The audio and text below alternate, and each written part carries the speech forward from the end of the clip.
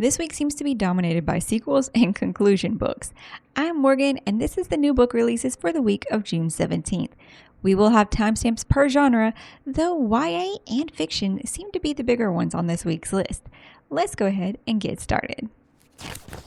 Starting in YA, we have the historical mythological fantasy inspired of Jade and Dragons by Amber Chin. 18-year-old Ahari Ying dreams of becoming a world-class engineer like her father, but after his sudden murder, her life falls apart.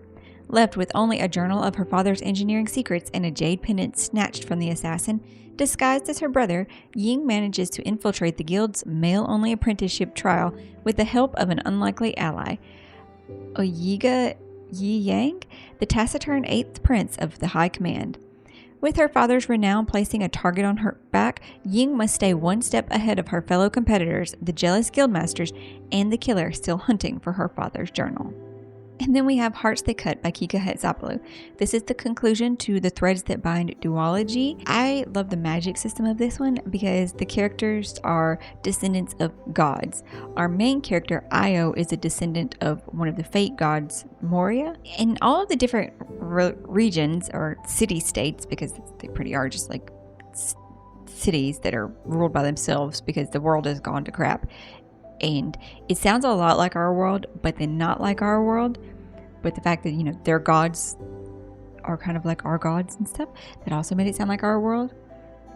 It's very interesting. It's definitely based on it, and it is a mid-apocalyptic sort of situation while their technology is stuck somewhere in like the 40s. It was a very interesting situation. None of those things I said have much to do with the plot, except for the otherborn being descendants of gods.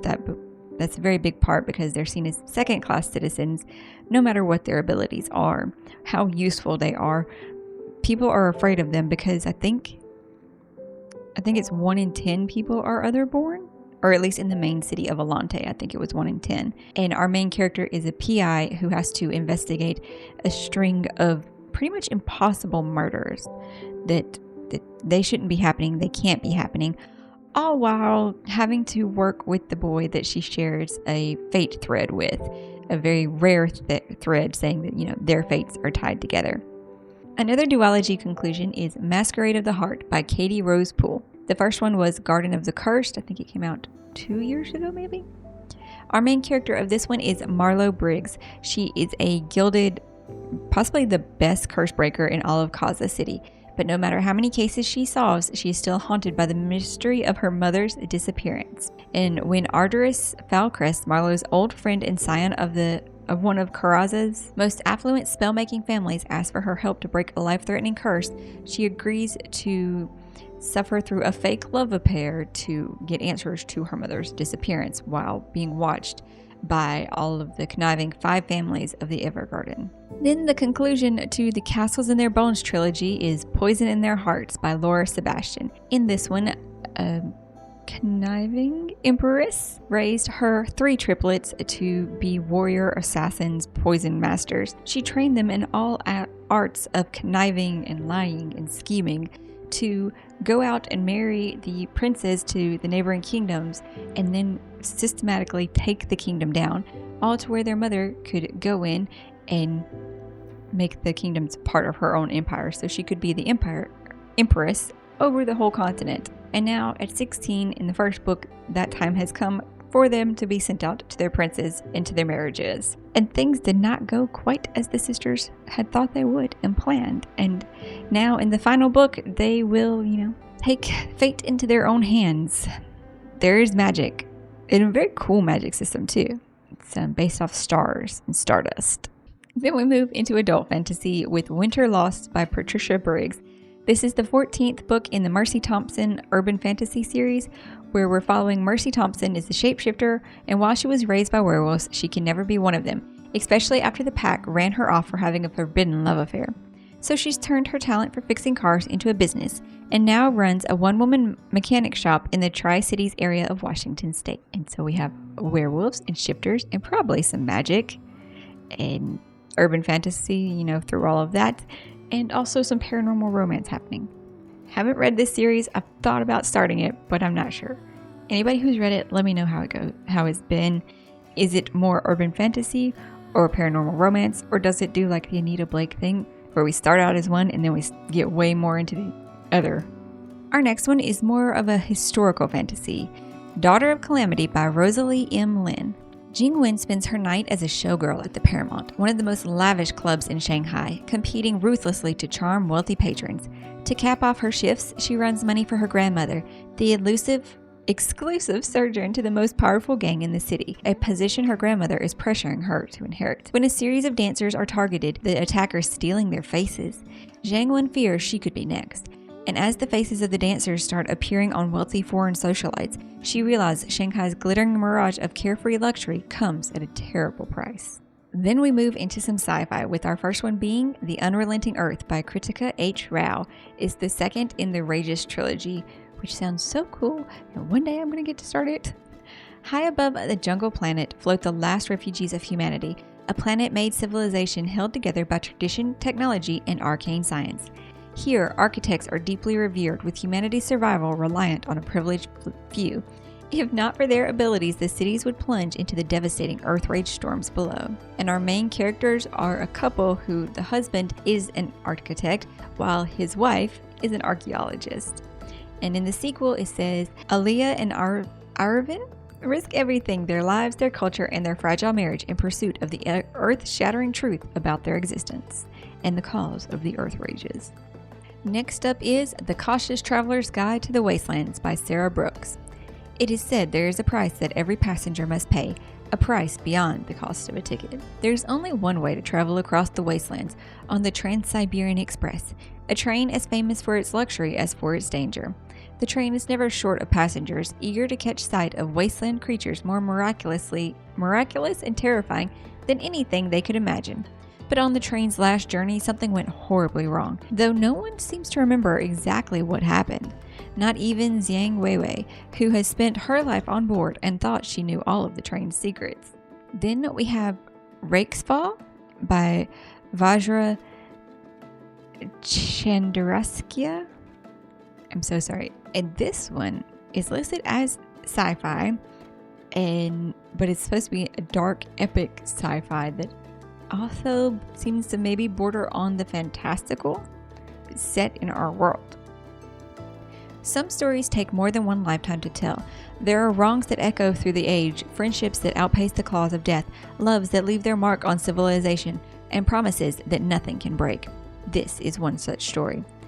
Annalid and Leverett met as children in the middle of the Sri Lankan Civil War. They found each other in a torn-up nation, peering through propaganda to grasp a deeper truth. And in a demon-haunted wood, another act of violence linked them and propelled their souls on a journey throughout the ages. No world can hold them, no life can bind them, and they'll never leave each other behind. As Annalid and Leverett reincarnate ever deeper into the future, they will chase the edge of human possibility.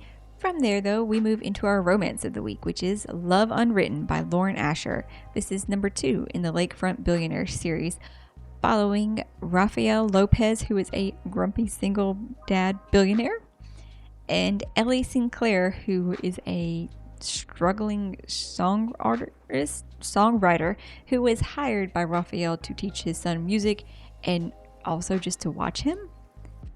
I'm not entirely sure how old the son is. So she's kind of the nanny, and they try to avoid each other as much as possible until they have to go on a summer trip together. Yeah. In thrillers this week, we start with The Midnight Feast by Lucy Foley. It's the opening night of the manor, and no expense, small or large, has been spared. The infinity pool sparkles, crystal pouches for guests' healing have been placed in the seaside cottages and woodland hutches. The Manor Mule cocktail, which is grapefruit, ginger, vodka, and a dash of CBD oil, is being poured with a heavy hand. Everyone is wearing linen. But under the burning midsummer sun, darkness stirs. Old friends and enemies circulate among the guests. Just outside the manor's immaculately kept grounds, an ancient forest bristles with secrets. And the Sunday morning of opening weekend, the local police are called. Something's not right with the guests. There's been a fire, and a body's been discovered. Following that up is Middle of the Night by Riley Sager. The worst thing to ever happen on Hemlock Circle occurred in Ethan Marsh's backyard. One July night, 10-year-old Ethan and his best friend and neighbor Billy fell asleep in a tent set up on a manicured lawn in a quiet, quaint New Jersey cul-de-sac In the morning, Ethan woke up alone. During the night, someone had sliced the tent open with a knife and taken Billy. He was never seen again. The majority of our book will probably take place 30 years later, as Ethan has had to return to his childhood home, and he's plagued by bad dreams and insomnia, with weird things happening in the middle of the night as someone appears to be roaming around and leaving signs of Billy's presence. Then in horror, we have How to Make a Horror Movie and Survive by Craig DiLouie. Horror isn't horror unless it's real. Max Murray should be on top of the world. He's a famous horror director. Actors love him. Hollywood needs him. He's making money hand over fist. But it's the 80s, and he's directing cheap Hollywood slashers for audiences who only crave more blood, not real art. Not real horror. And Max's slimy producers refuses to fund any of his new ideas. But when Max discovers an old camera that filmed a very real Hollywood horror, he knows that he has to use this camera for his next movie. The only problem is that it came with a cryptic warning and sometimes whales. Sufficiently creepy. We move into horror now. Same as It Ever Was by Claire Lombardo. Julia Ames, after a youth marked by upheaval and emotional turbulence, has found herself on the placid plateau of middle life. But Julia has never navigated the world with the equanimity of her current privileged class, having nearly derailed herself several times. Making desperate bids for the kind of connection that always felt inaccessible to her, she finally feels, at the age of 57, that she has a firm handle on things. She's unprepared, though, for what comes next. A surprise announcement from her straight-arrow son, an impending separation from her spiky teenage daughter, and a seductive resurgence of the past, all of which threatens to draw her back into the patterns that had previously kept her on the razor's edge.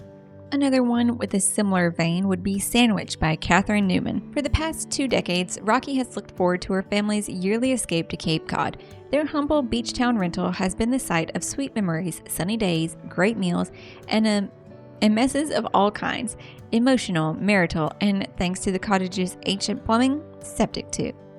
This year's vacation with Rocky sandwiched between her half-grown kids and fully aging parents promises to be just as delightful as summers past.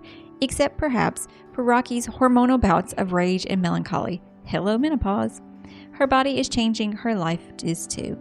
And then a chain of events sends Rocky into the past, reliving both the tenderness and sorrow of a handful of long-ago summers. A different sort of fiction taking place in a dual timeline. Same character, 2 different times though. Four Squares by Bobby Finger. In 1992, on his 30th birthday, Artie Anderson meets the man who will change his life. Artie spends his days at a tedious advertising job, finding relief in the corner of New York City he can call his own, even as the queer community is still being ravaged by HIV.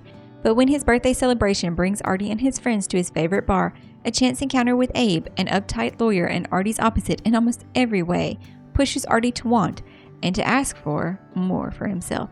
And then the other timeline of the book follows 30 years later as Artie's being shocked when people very close to him end up moving across the country, and he's finding out that his life might be far lonelier than he realized. Surprising injury ends up pushing him into the hands of a rambunctious group of elders that are going to insist on taking him under their wing at the local center for queer seniors, called GALS.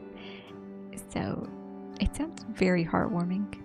Our final fiction touches a bit on the fantastical and the horror aspects. Craft, Stories I Wrote for the Devil by Ananda Lima. At a Halloween party in 1999, a writer slept with the devil. She sees him again and again throughout her life, and she writes stories for him about things that are both impossible and true. This is a collection of short stories, and that's about all the description that it gave us. As, well, they are short stories all about a little different. That's all for our list this week. But if there's any that you know of coming out this week that you want to let people know about, be sure to drop them in the comments down below so we can all find out about them. If you enjoyed this list, I highly recommend checking out some of my other videos and subscribing so you can come back every week for more books to add to your TBR. I hope you're finding something awesome for you today, and I'll see you in the next one.